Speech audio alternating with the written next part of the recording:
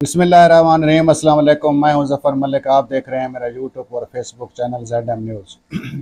नाज़रीन, हुकूमत ने जितनी जदोजहद करके जो तरमीम पास की है उसने अब आफ्टर शॉक्स उसके आना शुरू हो गए हैं और उनके आफ्टर शॉक्स की वजह से हुकूमत इंतहाई परेशानियों में मुब्तला हो गई है, क्योंकि उनको ये पता ही नहीं था कि हमारे साथ होगा होना क्या है, क्योंकि ये बकाफ़ात अमल भी है, जो करोगे वो भरोगे। तो दूसरी खबर हम आपको देंगे कि बुशरा बीबी बल आखिर 9 माह के बाद जेल से रिहा हो गई हैं। आगे इमरान खान के साथ क्या होता है वो अल्लाह बेहतर जानता है, लेकिन अदालतों से बहुत अच्छी खबरें आ रही हैं। इन दो खबरों का हम अहाता करेंगे। इससे पहले कि मैं खबरों की तफसीलात में जाऊँ, मेरे इस चैनल को सब्सक्राइब कर लें, लाइक कर लें, बेल का बटन दबा दें, ताकि कोई इस किस्म का मैं वीडियो बयान करता हूँ तो आपके पास हाजिर हो जाया करूँ। नाज़रीन, सबसे पहले हम आते हैं बुशरा बीवी के ऊपर, क्योंकि इस पर अब जो मुखालिफिन हैं, जो नाकदीन हैं पाकिस्तान तहरीक इंसाफ के, उन्होंने ये कहना शुरू कर दिया है कि ये एक डील का नतीजा है जो बुशरा बीबी की रिहाई अमल में लाई है। लेकिन ओवरहाल देखा जाए तो ये बुशरा बीबी को नाहक कैद किया गया था। ना उसका कोई सियासी बैकग्राउंड है, ना वो सियासत से उसकी कोई दिलचस्पी है, वो एक घरेलू खातून थी। बल्कि ये जो प्रेसिडेंट जो इसने सेट किया है, मौजूदा हुकूमत ने ये इंतहाई ख़तरनाक सेट किया है। अब इनको भी अगर इमरान खान की हुकूमत आती है, अगर उसने कोई होश के नाखन ना लिए, तो फिर ये दीगर जमातों के लिए इंतहाई खौफनाक मंजर जो है ना वो पेश होगा।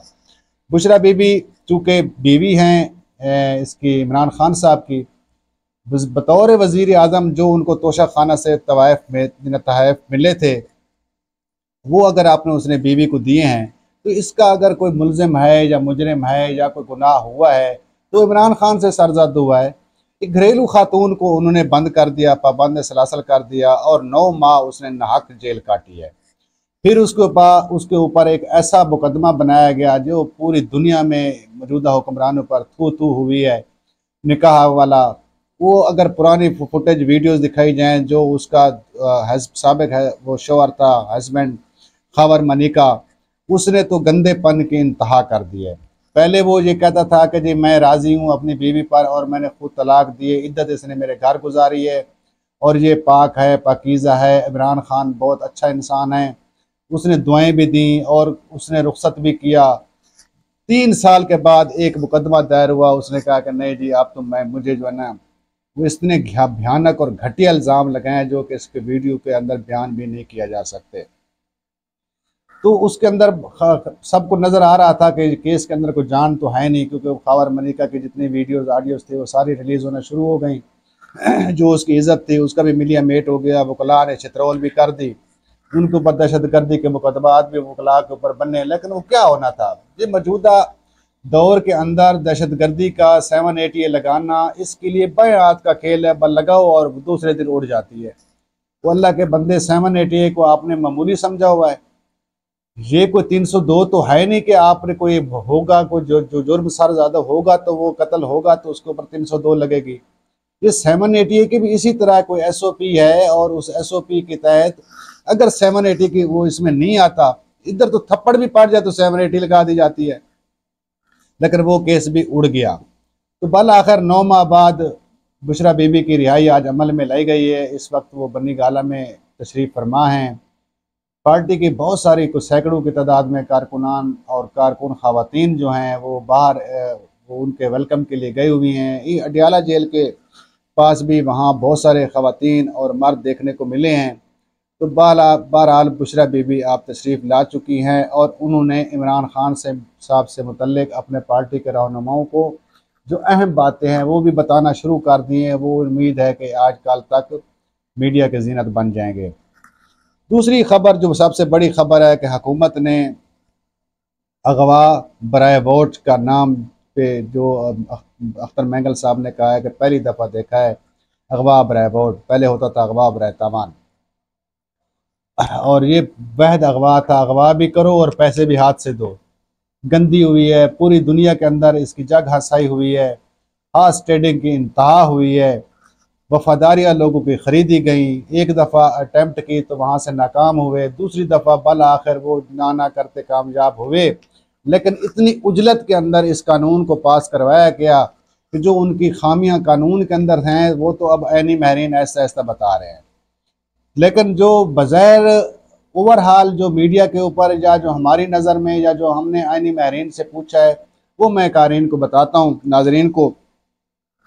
सबसे पहले तो ये है कि इन्होंने जो 3 का पैनल बनाया, इनके जहन में ये था कि हम 5 का पैनल बनाएंगे और जस्टिस अमीनुद्दीन खान को उसमें से हमने सेलेक्ट करना है, क्योंकि जो रुतबा जस्टिस अमीनुद्दीन खान साहब का है वो रुतबा जस्टिस चीफ जस्टिस जाजा अफरीदी का नहीं है। ये जाजा अफरीदी साहब को भी इस चीज़ का बेहतर पता है, लेकिन फिर उनको किसी ने गलत खबर दी है या गलत रिपोर्ट दी गई है कि जी आप इस तरह करें कि आप जाजा अफरीदी साहब को बनाएंगे, वो जूनियर जज हैं और वो दोस्त हैं मंसूर अली शाह साहब के, जस्टिस अतर मिनहुल्लाह के।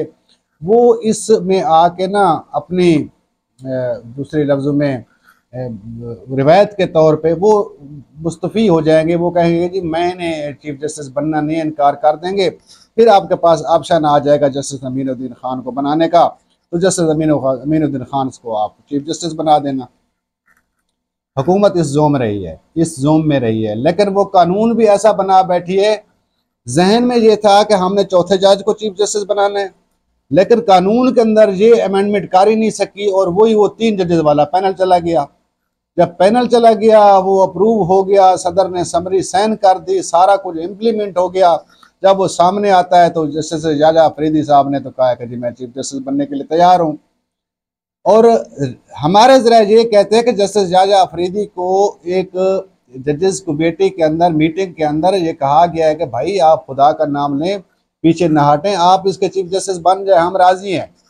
बाद में जो कोर्ट के साथ वो हम कोर्ट में करेंगे, देखेंगे हुकूमत हमारे साथ क्या करती है, लेकिन आप वक्ती तौर पर इनकार ना करें। तो इस पर जस्टिस जाजा अफरीदी साहब ने इनकार नहीं किया और उन्होंने हामी भर लिया कि मैं चीफ जस्टिस बनूंगा।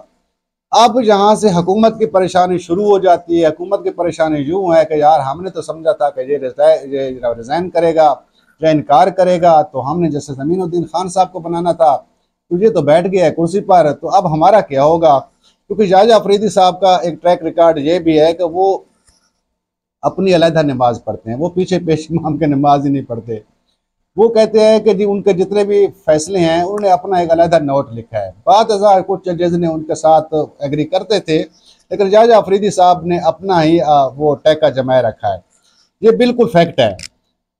अब जस्टिस मंसूर अली शाह साहब उम्रे पे जा रहे हैं, और उन्होंने ये चीज़ आप सामने आ गई है कि वो जाजा अफरीदी साहब की हलफ बर्दारी तकरीब में भी शरीक नहीं होंगे, और जो हैं जिनका कल यहाँ से रुखसती है, साबिक चीफ जस्टिस ही आप कह सकते हैं, आज तो चीफ जस्टिस हैं लेकिन कल तक तो नहीं होंगे, जनाब काजी फैज़ ईसा साहब, उनकी जो है तकरीब है या जो उनका उसमें भी जनाब जस्टिस मंसूर अली शाह साहब शरीक नहीं होंगे। और जब वो शरीक नहीं होंगे तो फिर ये अगला हफ्ता जो ऐनी बेंच बनाने का है वो भी नहीं बन सकेगा, क्योंकि कोई एक मोस्ट सीनियर जज यहाँ मौजूद नहीं होगा। जब मोस्ट सीनियर जज मौजूद नहीं है तो वो भी खटाई में पड़ गया। फिर काज लिस्ट जो हर रोज़ उसका होता है प्रैक्टिस एंड प्रोसीजर एक्ट के तहत, जहाँ से ये लड़ाई का आगाज़ हुआ था, वो भी खटाई में पड़ गई। इस हवाले से अब बरमला अजहार करने लग गए हैं मीडिया के भी ऊपर भी, और जजेस ने बाकायदा तौर पे कि भाई फुल कोर्ट के अंदर ये डिसीजन होगा कि उन 3 रुकनी कमेटी में कौन कौन वो शामिल होगा। पहले तो जवाब दी थी कि जी एक जज नहीं है, तो दूसरे आखिरी जज 5वें जज को बिठा दिया था जनाब जस्टिस काजी फैज़ ईसा ने। लेकिन इस दफ़ा अगर जस्टिस जाजा अफरीदी साहब फुल कोर्ट बनाते हैं तो फुल कोर्ट का तो फैसला हमें समझ आ रहा है कि 12-13 जज एक साइड पर हैं, 4-5 जज एक साइड पर हैं। फुल कोर्ट तो नज़र में हमारे सामने आ रही है। नाज़रीन, हुकूमत की परेशानी को तो आप बेहतर जान चुके हैं कि वो आप किस परेशानी में फंस चुकी है, लेकिन मेरे लिए कोई अचंभे की बात नहीं है, क्योंकि ये जैसा करोगे वैसा भरोगे, ये मकाफ़ात अमल है। दुनिया में इस वक्त भी इन्होंने रुसवा होना है, आगे भी इन्होंने रुसवा होना है, क्योंकि जिस तरह के जस्टिस चीफ जस्टिस काजी फैज़ ईसा साहब, अल्लाह ने इसको कितना बड़ा मकाम दिया है, कितना बड़ा, एक पूरी रियासत के चीफ थे, सबसे बड़े इंसाफ देने वाले जज थे, लेकिन उनका जस्द खाकी कल जैसे यहाँ से ले जाएंगे वो सब देखने में होगा। यूँ समझे कि वो जिंदा दिलगोर हो गए हैं। कम अज़ कम उनको इतने अल्फाज में याद रखा जाना चाहिए था कि जी फ़लाँ चीज़ जो चीफ जस्टिस आए थे तो उन्होंने ये फ़ैसला दिया था। लेकिन हाँ, ये ज़रूर है कि वो बातों में ज़रूर होंगे, लोगों के जहनों में ज़रूर आएंगे, लेकिन अच्छे अल्फाज में नहीं आएंगे। कम अज़ कम ये जो अभी आखिरी उन्होंने दो एक फ़ैसले दिए हैं, एक तो बल्ले वाला, फिर उन्होंने वही अपने उसने किया कि जी मैंने जो फ़ैसला दिया था वो बिल्कुल ठीक है। तीसरा जो उसने लिखा है, जिसका हसन रिजवी साहब, जैसे हसन रिजवी साहब ने उसको बहुत ही बुरे अंदाज से नीचे गिराया है, वो ये था कि फिर उसने सीनियर जज अपने दोस्त अपनी अदालत के ऊपर एक ऐसा ब्लेम दिया है कि 13 जजेस के फैसले को एक जज कह रहा है कि जी इलेक्शन कमीशन सच्चा है, वो इनका फैसला ना माने। अब भी वो अपनी इस अनाज से या तकब्बर से वो पीछे नहीं हटा, लेकिन अल्लाह की लाठी बे आवाज़ है। आप देखते हैं आगे उसके साथ क्या होता है, किस मुल्क में जाते हैं, कैसे रहते हैं, कैसे बातें करते हैं। अब वो पब्लिक फिगर बन जाएंगे, आम महफिलों में भी जाएंगे, उनके साथ कैसा बिहेव किया जाता है। अल्लाह खैर करे, क्योंकि पहले हम कुछ वो देख चुके हैं, जिस तरह मियाँ नवाज शरीफ साहब के साथ या नून लीग के कुछ दीगर अरकान के साथ जो बरतानिया में या अमेरिका में या स्पेन या इटली में होता रहा है, वो सब के सामने है। दोस्तों इसी के साथ इजाज़त चाहूँगा, मिलते हैं इंशाअल्लाह ताला अगले भी व्लॉग में। तब तक के लिए इजाज़त, अल्लाह हाफ़िज़।